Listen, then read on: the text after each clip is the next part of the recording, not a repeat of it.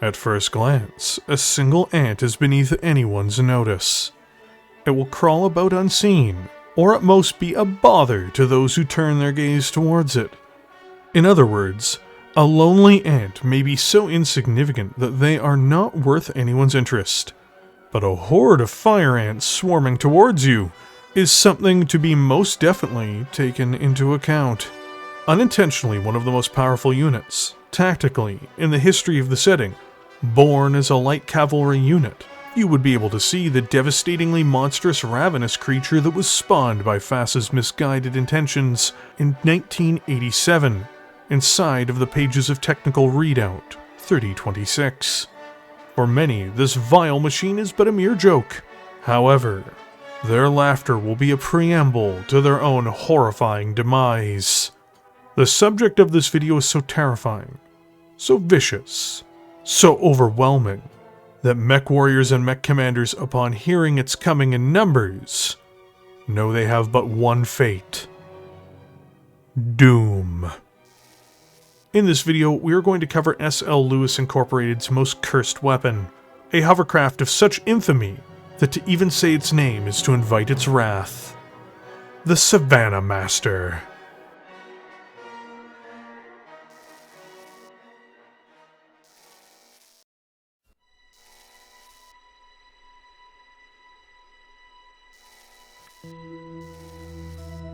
Sometimes things work out for the worst. Fate can dictate a seemingly small find, or even a turn of events, can result in a great tragedy for the sum total of humanity.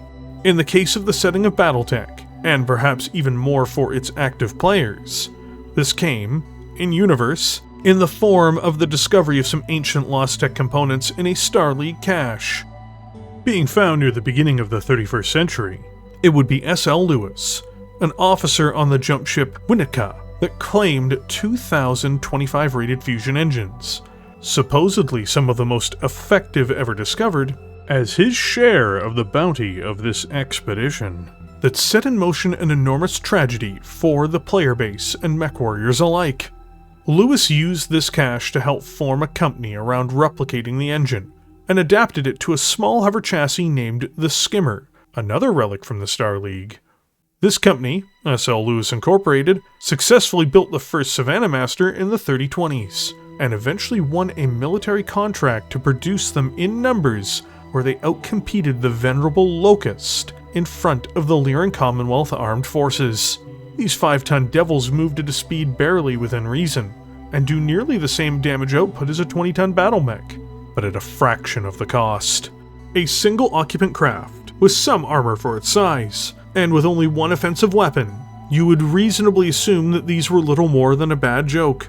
Yet another example of corruption and incompetent management of the LCAF.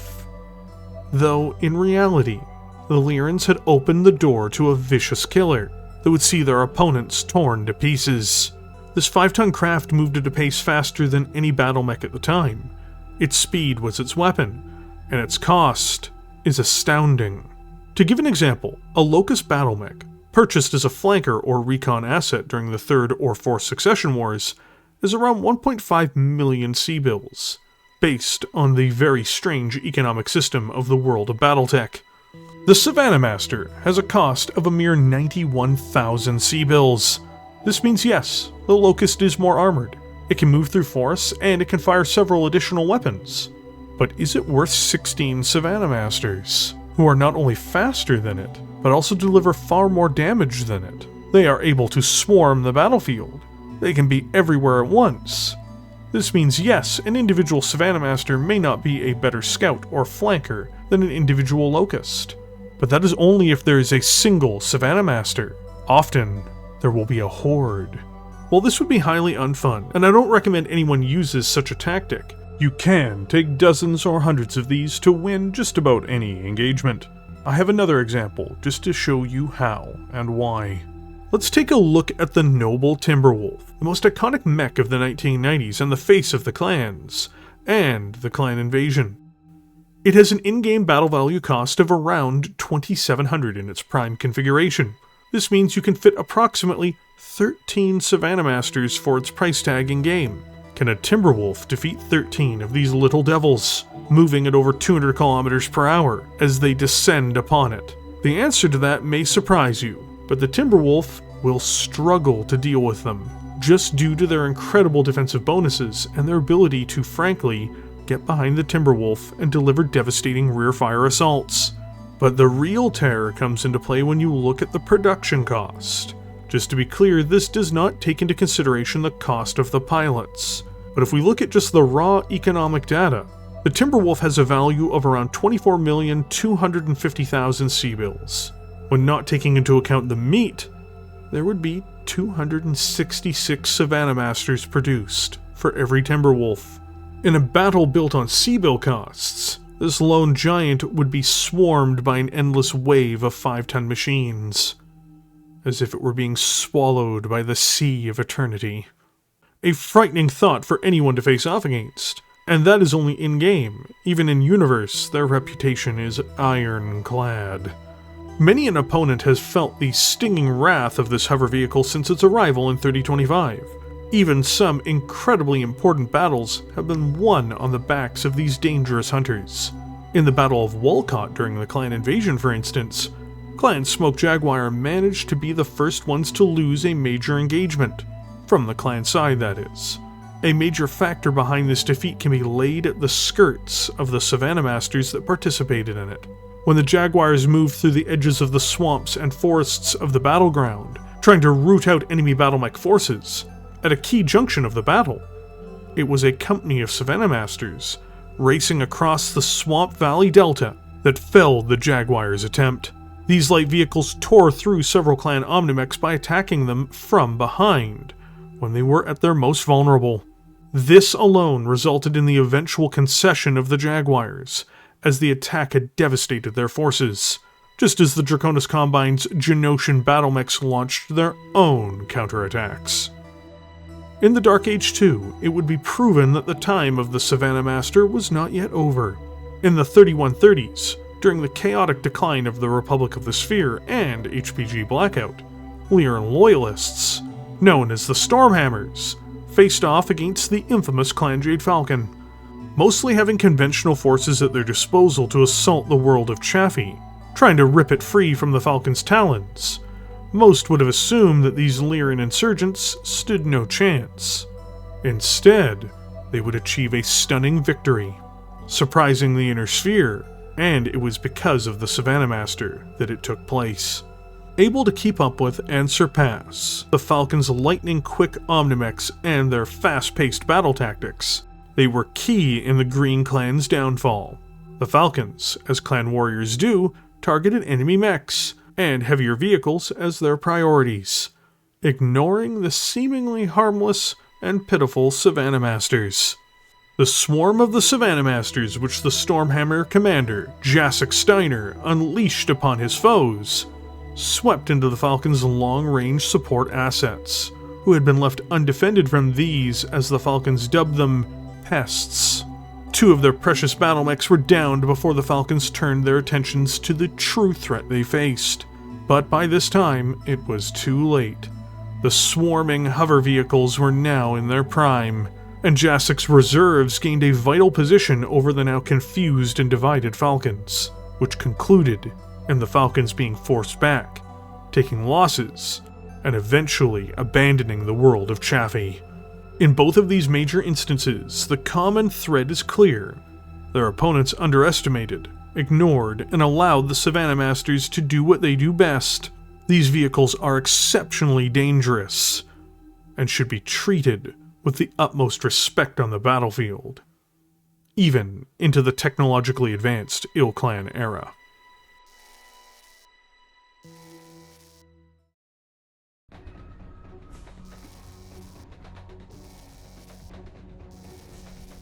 The 3025 constructed, 5-ton Savannah Master is a truly brilliant machine. It really is.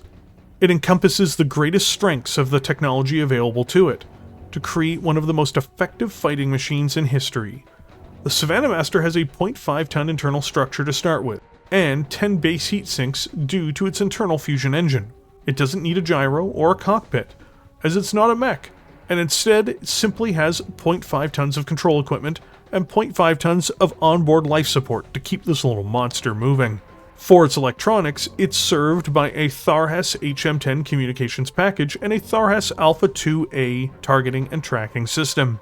Oh, and it benefits from the easy to maintain quirk, which is neat and helpful in campaigns. Clearly, the most important single feature of this little demon is not its own independent raw attacking power or defense, but its ability to move. Doubling the speed of most light mechs at the time, this thing can move really anywhere it needs to. Whether it be to avoid fire or to get the perfect harassing or even penetrating shots, the Savannah Master simply goes where it wants to, barring terrain restrictions of course. Powered by a 1-ton Edisrich Omni 25 Fusion Standard engine, the Savannah Master can reach a maximum speed of 216 km per hour, or 20 movement points in the tabletop game. This is bananas, especially for such a small craft. To make sure this is clear though, it can't move through forest hexes at all, and that is a huge downside. But when it comes to non-obstructed ground or even water, it is a speed freak in its purest form. Hit and run are this thing's watchwords.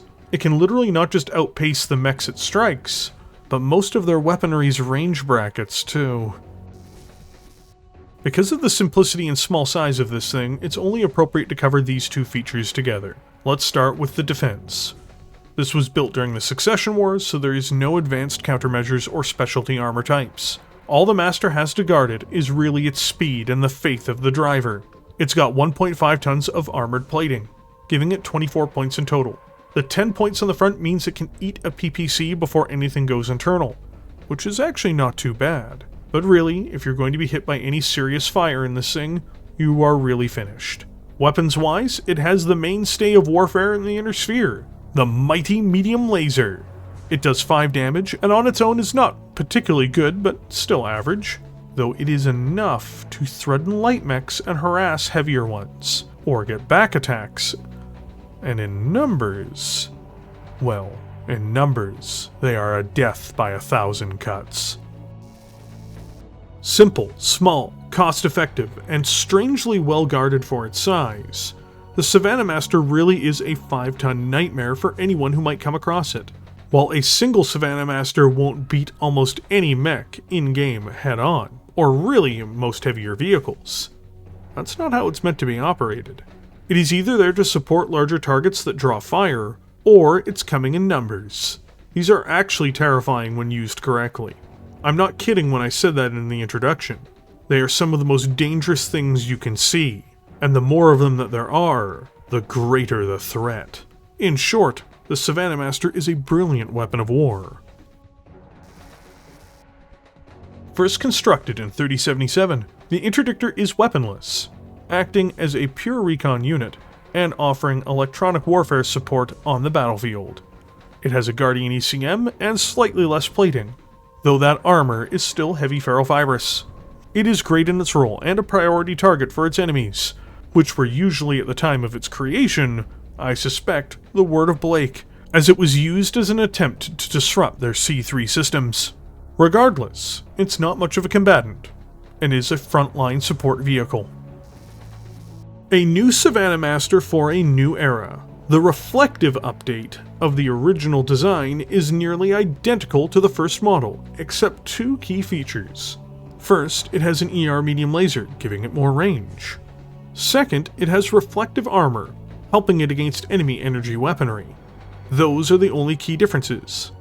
From my perspective, personally, I find these things to be an abhorrent upgrade.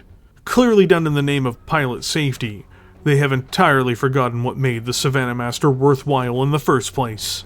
It has nearly a 300 battle value, almost 50% more than the original, and its production cost is tens of thousands more C-bills, or their equivalent.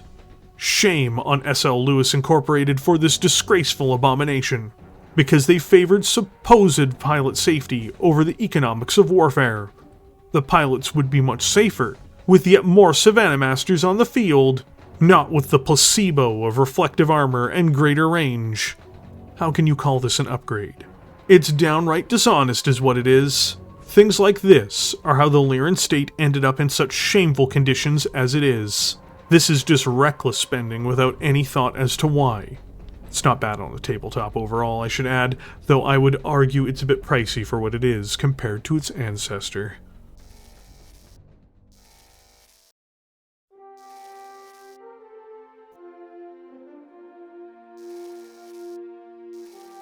Quite clearly, the Savannah Master is a true terror on the battlefield. I wanted to display here in this video just how remarkably good this machine is for its cost in universe, and on the tabletop. Its versatility, speed, and overall usage have no true equal. Nothing is perfect, and neither is the Savannah Master, but it is one exceptional vehicle, and is easily worthy of your respect. If you do not give it to it, you will quickly find it demands it instead. With all of that said, you should, if you choose to field these nefarious goblins, take into account what type of game you want to play, because 36 Savannah Masters will be an incredibly difficult force to defeat in the game, but will you be able to play more games with your opponent afterwards? These are things you should take into consideration. In totality, the Savannah Master is as I described it before.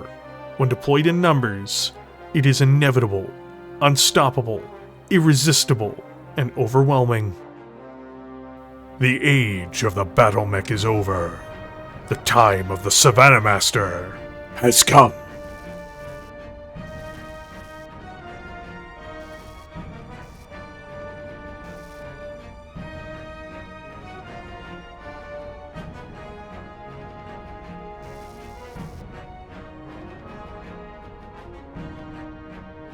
Thank you all for joining me here today. It was a lot of fun putting this one together. Now you may be wondering, why did I cover the Savannah Master instead of the Tempest? Well, the answer is simple. Lia International, the people who make the Battletech plastics, accidentally revealed the vehicle being boxed recently. It is always unfortunate when these slips happen, but at the same time I do appreciate their production videos all the same. You should check out their channel, though the video of the Savannah Master has been pulled for obvious reasons. Though, as with all things on the internet, once something's gone out, it's impossible to stop it. You can't stop the signal, Mal. Anyway, it gave me a chance to do this video, and I had a blast writing it and putting it all together, so I hope you all enjoyed the ever-infamous Savannah Master, and I hope you all give it a try in-game at some point too. It can be super fun, just don't abuse it. Battletech is for fun more than it is for fighting a horde of Yellow Jackets or Savannah Masters. But don't take my word for it. So to get back to the video a little bit, all of the resources I used to make this, as usual, are in the top pinned comment below. With that, if you enjoyed this video, don't forget to smash the like button. It really does help. If you're new, don't forget to subscribe. I have new content that comes up pretty frequently and you're gonna love it. As a quick aside, content is going out a bit slower right now just because I am working on a 3.5 hour to 4 hour Warhammer 2C video, and I am super looking forward to getting it out to all of you soon. Finally, I want to give a thank you to everyone who supports this channel as a YouTube channel member. I say this all the time and I mean it, but this content is really only made possible because of viewers like you. So, what do you all think of this devilish hover vehicle? Let me know in the comment section below, and I'll catch you all there.